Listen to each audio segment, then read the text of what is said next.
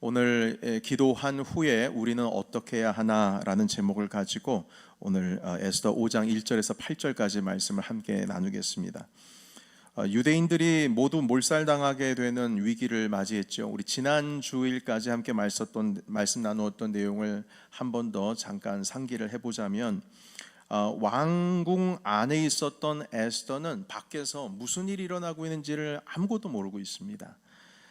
사촌 오빠 모르드게가 또한 유대인들이 이제 곡하는 소리가 들린다 해서 오빠가 도대체 왜 이런지에 대해서 알아보다가 드디어 이제 유대인들이 아주 큰 위험에 빠졌다라고 하는 것을 이제 알게 되었습니다. 이때부터 모르드게와 에스더 사이에 아주 상당한 긴장감 도는 대화, 그러니까 소식을 주고 받습니다. 무엇이냐면 모르드게는 왕후 에스더에게 반드시 지금 당장에 아수에로 왕에게 가서 유대인을 멸절시키고자 하는 이 명령을 철회해 달라고, 그렇게 네가 직접 가서 말해야 된다, 이렇게 압박을 하고 있습니다. 자, 그런데 에스더는 이 부분에 대해서 주저하고 있어요. 왜냐하면 왕의 부름 없이 그 앞에 나아가는 것은 죽음을 자초하는 일이다. 그래서 저는 그 앞에 나가기가 쉽지 않습니다. 다 아시지 않습니까? 원래 법이 그렇지 않습니까? 그러나 결국에는 에스더가 이 모르게와 긴장감 넘치는 아주 극한 대립 가운데에 대화를 주고받다가 결국에는 이 위기가 하나님께서 이 생명을 건지라고 하시는 에스더에게 주시는 부르심이구나, 네가 지금 그 왕후의 자리에 앉는 것이 바로 이때를 위함이 아니냐라는 그 모르드게의 한 말 때문에 이것을 이제 하나님의 부르심으로 깨닫습니다. 그리고 결단하죠. 유명한 말입니다. 죽으면 죽으리라. 그리고 나서 이제 3일 금식을 결단합니다. 음식뿐만 아니라 물도 입에 대지 않고 모르드게에게 명령해서 모든 유대인들을 다 한데 모아서 나를 위해서 기도해 달라고, 우리 함께 기도하자고 해서 그 기도에 모든 유대인들이 동참하게 되었습니다. 자, 여기까지가 우리가 지난 주일까지 함께 말씀을 나눴던 본문의 내용인데요. 자, 그리고 이 3일간의 금식 기도를 하고 나서 일어나는 일이 이제 오늘부터 말씀 가운데 이루어지고 있습니다. 자, 그런데 여러분, 이 에스더가 또한 온 유대인들이 3일 동안 물도 입에 대지 않고 음식도 입에 대지 아니하면, 자, 이 기도를 통해서 기대하는 게 있어요. 반드시 해결되어야 하는 일이 두 가지가 있습니다. 그 첫 번째는 무엇이냐면, 먼저 왕의 부름 없이 에스더가 왕에게 나아갔을 때 왕이 그 지휘봉, 규라고 하죠, 황금으로 만든 그 규를 에스더에게 내보여야 됩니다. 그러니까 부름 없이 나아간 자는 반드시 죽기 때문에 에스더를 발견했을 때 에스더를 맞이할 준비가 되어 있어야 되는 거죠. 이것이 첫 번째, 죽음을 면하는 것, 이것이 에스더의 기도의 제목일 겁니다. 하나님, 안전하게 왕 앞에 나아갈 수 있도록 길을 열어주세요. 그리고 두 번째 해결되어야 하는 일이 무엇이냐면, 에스더가 왕에게 아무리 나아갔다고 할지라도 입을 열어서 당신이 내린 그 명령을 철회해 주세요 라고 했을 때 이 왕이 그 말을 받아들여야 됩니다. 그게 두 번째 해결되어야 할 일이죠. 아무리 왕 앞에 나아갔다고 할지라도 왕이 no 하면 끝내버리는 거예요. 그런데 이 두 가지 모두가 거의 불가능에 가까운 일이에요. 아까도 말씀을 드렸듯이 이 페르시아 법이라고 하는 것이 왕의 부름 없이 나아가는 자는 죽음을 면치를 못하게 되어 있고요. 그리고 왕께 유대인들을 살려달라고 애원을 해도 왕의 한 번 명령 내린 것을 되돌릴 수가 없기 때문입니다. 이것이 페르시아의 법이에요. 그러니까 이 30일 동안 왕을 한 번도 보지 못한, 그러니까 왕이 에스더를 가까이 하지를 않았어요. 물론 뭐 바빠서 그랬을 수도 있지만 아무리 그래도 왕이 왕후를 30일 동안 보지 못했다라고 하는 것은 뭔가 관계 가운데 문제가 있을 수 있다는 생각이 있을 수 있고, 그리고 왕후에 대해서 혹시라도 마음 가운데에 기뻐하지 못할 어떤 관계적인 일이 있나, 그 아내 된 사람으로서는 아무런 대화가 없는 상황에서 별 상상을 다 할 수 있지 않겠습니까? 그러니까 이런 상황 속에서 에스더가 기도를 하면서 왕 앞에 나아가서 그 왕의 명령을 철회해 달라고 하는 데까지 이 두 가지 해결돼야 될 이 모든 것들이 거의 불가능하다는 겁니다. 그런데도 불구하고 금식 기도를 했지요. 그리고 나서 이 5장 1절에 보면 여러분 조금 싱겁습니다. 어떤 게 싱겁냐면 기도가 그냥 한 번에 이루어지는 것 같아요. 너무 쉽게 응답이 되어 버렸어요. 여러분 한번 1절과 2절 같이 한번 다시 읽어볼까요? 같이 읽겠습니다. 시작. 제3일에 에스더가 왕후의 예복을 입고 왕궁 안뜰 곧 어전 맞은편에 서니 왕이 어전에서 전 문을 대하여 왕좌에 앉았다가 왕후 에스더가 뜰에 선 것을 본즉 매우 사랑스러움으로 손에 잡았던 금규를 그에게 내미니 에스더가 가까이 가서 금규 끝을 만진지라. 아멘. 여러분 뭐 너무 드라마틱하지는 않지 않습니까? 나아갔는데 왕이 에스더를 발견하고 너무 사랑스러워서 당장 오라고 금규를 내밀었습니다. 기도가 응답이 된 거죠. 첫 번째는 패스, 지나갔습니다. 두려웠던 일이 해결이 됐어요. 자, 그리고 나서 여러분 3절에 보시게 되면요, 왕이 에스더를 보자마자 너무 마음에 기뻐서 소원을 말해보라고 합니다. 3절의 말씀도 같이 한번 읽겠습니다. 자, 시작. 왕이 이르되 왕후 에스더여 그대의 소원이 무엇이며 요구가 무엇이냐 나라의 절반이라도 그대에게 주겠노라 하니. 아멘. 여러분, 나라의 절반이라도 주겠다. 얼마나 왕이 에스더를 사랑스러워하고 기뻐했으면 이렇게까지 말할 수 있을까요? 여러분, 이 대목에서 어쩌면 두 번째 기도에 대한 응답이 된 것처럼 느껴질 수가 있습니다. 아, 하나님께서 길을 열어주셨구나. 내가 이제 말만 하면 이 소원이 이루어지겠지. 모든 것 내가 원하는 대로 얻을 수 있을 것 같았습니다. 그러나 희한하게 에스더는 여기서 조급해하지를 않습니다. 그리고 다른 말을 해요. 뭐라고 말하냐면 그 왕이시여 오늘 저녁에 내가 당신을 위한 잔치를 마련했는데 여기에 오셔서 이 잔치 함께 참여해 주시죠. 이렇게 간청을 합니다. 조급해하지 않습니다. 그런데 여러분, 왕은요 오늘 지금 3절에 보시게 되면 소원을 말해보라고 했는데 6절에도 한번 보시겠습니까? 6절도 보시게 되면 그 잔치 자리에 참여해서 왕이 한 번 더 묻습니다. 너무나 기분이 좋고 왕비와 함께 자리에 앉은 그 잔치 자리가 너무나 만족해서 한 번 더 반복해요. 소원을 말해보라고. 내가 이 나라의 절반이라도 줄 테니 말해보라고 얘기를 합니다. 그런데도 불구하고 여기서조차도 에스더는 자기의 소원 속뜻을 드러내 보이지를 않습니다. 다만 뭐라고 말하냐면 왕이시여 그렇다면 제 소청은 이것입니다. 내일 한 번 더 왕을 위한 잔치를 벌이겠습니다. 그때 가서야 제가 제 속에 있는 마음을 좀 드리겠습니다 하면서 하루를 더 연장시키는 거죠. 좀 여러분 희한하지 않습니까? 에스더는 왕이 주는 이 호의에 기뻐하지 않고 자꾸 시간을 미루는 거예요. 왜 미룰까요? 물론 이 성경은 이 이유에 대해서 말씀해주고 있지는 않습니다.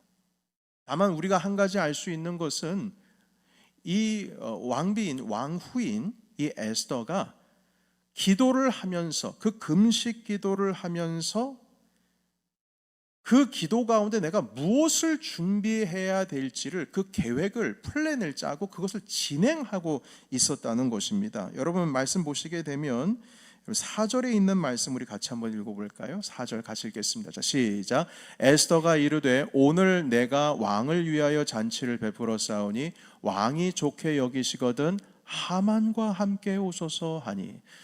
여러분 보세요. 여기 왕을 위한 잔치를 언제 엽니까? 내일 엽니까? 내일 모레 엽니까? 아니면 뭐 한 일주일 뒤에 엽니까? 언제 열죠? 오늘 열어요. 오늘 내가 왕을 위해 잔치를 베풀었다. 여러분, 그런데 이 잔치를 준비하는 게 뭐 하루 이틀, 왕을 위한 잔치가 하루 이틀 되는 일입니까? 하루 이틀 준비해서 될 일인가요? 아니죠. 이 말씀의 의미는 무엇이냐면 이미 왕후 에스더는 금식 기도하면서 이 기도가 분명히 이루어질 줄 믿고 그리고 미리 준비를 하기 시작한 것이죠. 3일 전부터 금식하면서 준비를 하는 겁니다. 하나님께 기도하면서 말이죠. 이것은 또 어떤 의미가 있냐면 하나님의 때라고 하는 것은 내가 기도하면서 그 길이 열려지는 것이지, 단번에 하나님의 때가 덥석 오면은 그것을, 여러분, 이러한 우리의 유혹이 있는데요. 어떤 유혹이냐면 예수 그리스도께서도 비슷한 것이 있으셨어요. 배고파요. 너무 배고픕니다. 사단이 광야에서 예수 그리스도께 유혹을 합니다. 배고프면 돌을 떡으로 만들어 먹으라. 할 수 있죠. 예수님은 할 수 있습니다. 충분히 하실 수 있습니다. 그러나 하실 수 있음에도 불구하고 그것을 하시지 아니하시고, 사람은 떡으로만 사는 것이 아니고 하나님의 말씀으로 산다. 육신의 문제에 대한 것을 직면하면서 결국 그것을 할 수 있음에도 불구하고 하나님께로 돌이켜서 주님의 말씀을 붙드는 겁니다. 사단은 유혹합니다. 나에게 경배를 한 번만 하면 지금 이 세상에 보이는 모든 것을 다 너에게 주겠다. 세상을 바라봅니다. 그러나 주님께서는 세상을 바라보는 것이 아니라 우리 주의 말씀을 바라봅니다. 성경에 하나님께서 말씀하시기를 주 너의 하나님만 경배하라고 하셨다. 그러니까 여러분, 이게요, 우리의 몸이 내 마음이 가는 대로, 내 육신이 가는 대로 움직이는 것이 아니라, 아무리 길이 열려진다고 할지라도 여러분, 그 기도의 응답은 왕의 손에 있는 것이 아니고 하나님의 손에 있는 줄로 믿습니다. 일의 해결은 왕이 키를 가지고 있는 것이 아니고 하나님이 키를 가지고 계신 줄로 믿습니다. 그렇다면 왕이 그 길을 열어주었을 때, 이것이 하나님의 응답인가? 해서 덥석 물지를 않아요. 왜냐하면 모든 기도의 응답은 왕이 들어주는 것이 아니고 하나님이 들어주시는 것이기 때문에 그 때를 기다리면서 기도하면서 계획했던 것들을 하나씩 차곡차곡 진행해 나가고 있는 것입니다. 여러분, 기도 응답을 바라는 자는 단순히 기도하고 주님 들어주세요, 거기서 끝나는 것이 아니라 그 응답이 이루어지기 위한 나 자신의 준비를 하는 사람이에요. 아까도 말씀을 드렸듯이 오늘 잔치를 연다고 했어요. 이미 3일 전부터 기도하면서 그 잔치를 계획하고 하나님께서 그 가운데 역사하시고 인도하실 하나님의 섭리를 기다리면서 그 앞에 나아갔던 것입니다. 그러니까 아무리 왕이 길을 열어주는 것처럼 보여도 하나님의 때가 오늘이 아니라,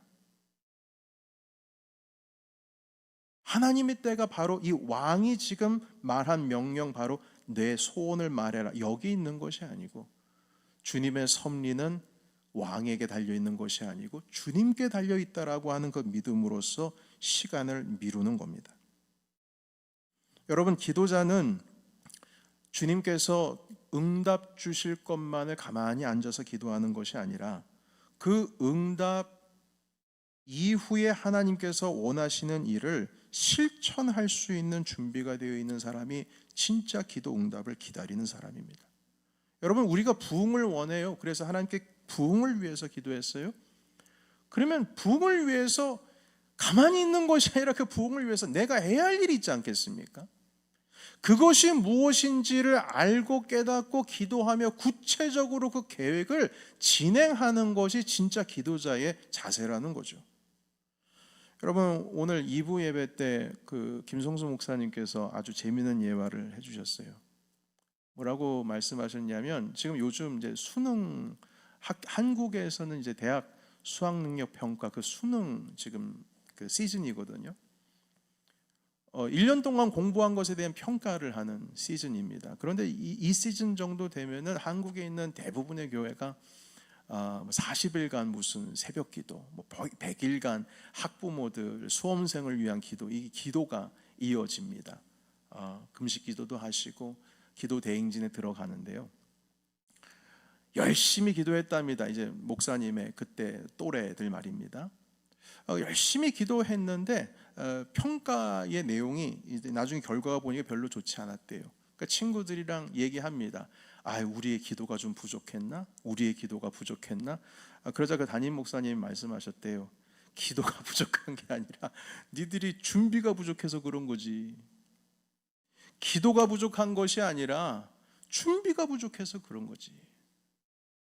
그러니까 우리가 기도를 하면서 주님 앞에 열심히 나아가고 그 믿음을 가지고 있다면 그 믿음에 합당한 준비가 되어져야 되는 겁니다.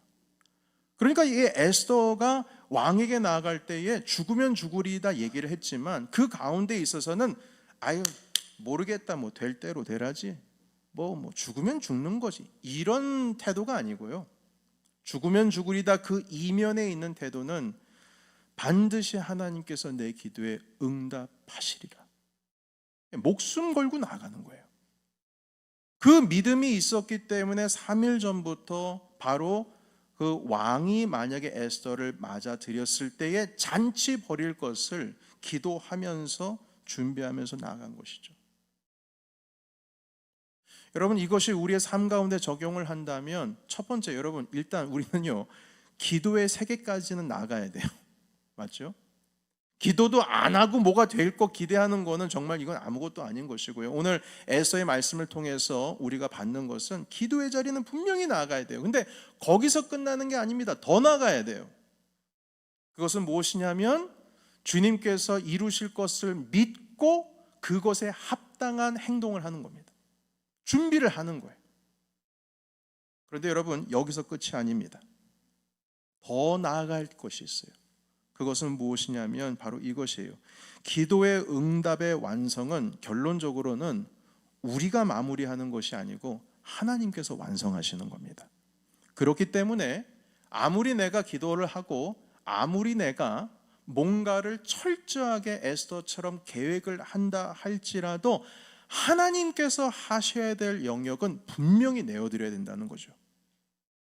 왜냐하면 그 기도의 완성은 주님이 하시니까. 여러분, 아수에로 왕이 응답의 주체가 아닙니다. 결국 그 아수에로 왕의 마음을 움직이는 건 누구예요? 에스더입니까? 하나님입니까? 하나님입니다. 에스더가 아니에요. 하나님이에요. 아무리 에스더가 기도를 했다고 할지라도, 왕이 아무리 사랑스러워서 에스더를 맞이했다고 할지라도 마지막 끝에 가서 아수에로 왕이 에스더의 간청에 안 돼, 한 번 내린 명령은 돌이킬 수 없어, 요 한마디 하면 일은 그냥 끝이 되는 겁니다. 더 이상 뭐가 없어요. 그 마무리, 하나님께서 아수에로 마음의 마음을 완전히 돌이키시게 하는 어떤 환경과 모든 어떤 인과관계와 이런 것들 하나님의 섭리 가운데 두기 위해선 주님께서 결정하시고 주님께서 건드리셔야 된다는 거죠. 그렇다면 가장 큰 부분은 하나님께 맡겨드려야 하는 것, 이것이 우리가 해야 할 일입니다. 그것이 우리가 아무리 철저한 계획을 했다 할지라도 그 넘어서 하나님께서 하셔야 할 영역을 내어드리는 것, 여기까지가 우리의 기도의 완성이라고 보는 겁니다. 그래서 에스더는 왕의 질문에 2번이나 미루었어요. 그 하루 연장된 거, 내일 한 번 더 잔치를 벌일 테니 그때 제가 왕께 드릴 말씀을 준비하겠습니다. 그 하루 연장이 이 모든 하나님의 섭리를 작동시키는 방아쇠, 트리거가 됩니다. 여러분, 다음 주에 말씀을 또 나누겠지만 여러분, 참 희한한 일이 일어났어요. 그 잔치 하루 전날 이제 아주 맛있게 먹고 배불리 먹고 잔치에 참여하고, 그리고 나서 밤늦게 이제 왕이 잠을 청하는데 그날따라 잠이 안 오는 거예요. 여러분, 배부르면 잠 옵니까? 안 옵니까? 잠 오지요. 근데 잠이 안 와요. 술을 진탕 먹으면 잠이 옵니까? 안 옵니까? 잠이 오지요. 그런데 왕이 잠이 안 와요. 그래서 역대 왕의 일기를 꺼내서 읽어보기 시작했습니다. 참 그것도 신기하죠. 다음 주에 조금 더 깊이 말씀을 나누겠지만, 그런데 그 일기 가운데 있어서 한마디로 서기관들이 썼던 어떤 왕궁의 하루하루의 일기를, 그러니까 로그지요, 그것을 쭉 읽어보는데, 모르드게라고 하는 이 사람이 문지기로 있다가 왕을 죽이려고 하는 모함을 듣게 됩니다. 그리고 그것을 왕에게, 그 신하들에게 알리게 되죠. 그래서 이 아수에르 왕이 목숨을 건졌어요. 그러니까 그 일이 아직 우리가 사실은 한 2주 전에 말씀을 나눴어야 되는 건데, 다음 주에 얘기를 나눌 것으로 시간을 잡고 세이브해 놓은 이야기가 있습니다. 바로 그 이야기입니다. 결국에는 아수에르 왕이 그 모르드게, 나의 목숨을 살렸던 그 모르드게의 이야기를 보게 되면서 그 하루 지연된 그 일 때문에 완전히 역사의 흐름이 뒤바뀌게 됩니다. 그 하루 때문에 말이죠. 여러분, 때로는 이 기다림이라고 하는 것이, 때로는 그 인내라고 하는 것이 하나님께서 일하시는 그 영역을 내어드리는 행위입니다. 기다리는 거예요. 우리가 조급하게 손을 대면 하나님의 손이 일하실 자리가 사라집니다. 그래서 믿음의 사람은 반드시 내가 해야 할 일과 하나님께 맡겨드려야 할 일을 분명하게 구분할 줄 알고, 아무리 우리가 철저히 계획을 잡았다고 할지라도 끝까지 조급해하지 아니하며 흔들리지 아니하며 하나님 아버지 앞에 기도하면서 엎드려야 되는 이유가 바로 여기 있는 겁니다. 여러분, 아무리 우리가 철저히 계획한다고 할지라도 그 일을 이루시는 분은 우리 주님이세요. 그렇기 때문에 왕의 마음이 이미 열었다고 한들 하나님의 때를 기다리면서 주님께서 일하시는, 개입하시는 그 섭리의 때를 에스더는 기도하면서 기다리고 있는 겁니다. 여러분, 에스더의 이야기는 단순히 유대라고 하는 한 민족, 그 유다라고 하는 한 민족의 구원 사건이 아닙니다. 이 에스더 속에는 예수 그리스도의 그림자가 서려 있어요.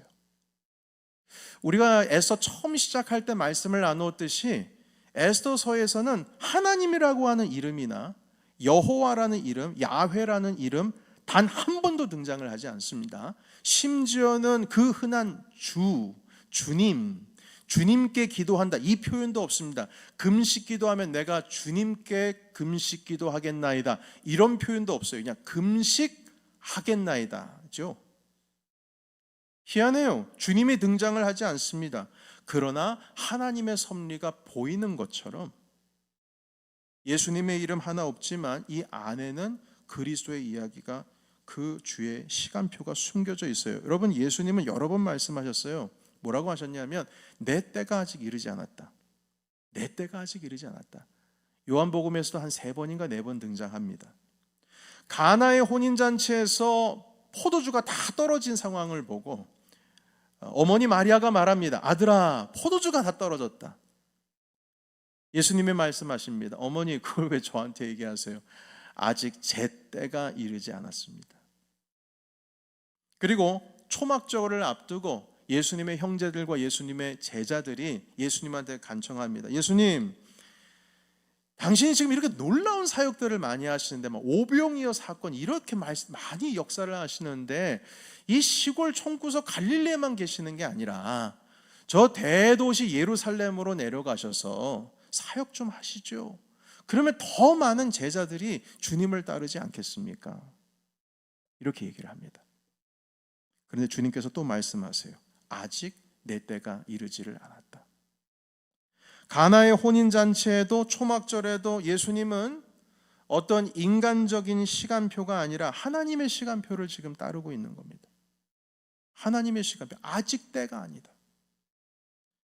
여러분 요한복음 5장 19절에도 이렇게 말씀하고 있습니다. 5장 19절에 있는 말씀을 함께 좀 찾아보기를 원하는데, 여러분 성경 가지고 계시면 요한복음 5장 19절을 잠깐 열어보겠습니다.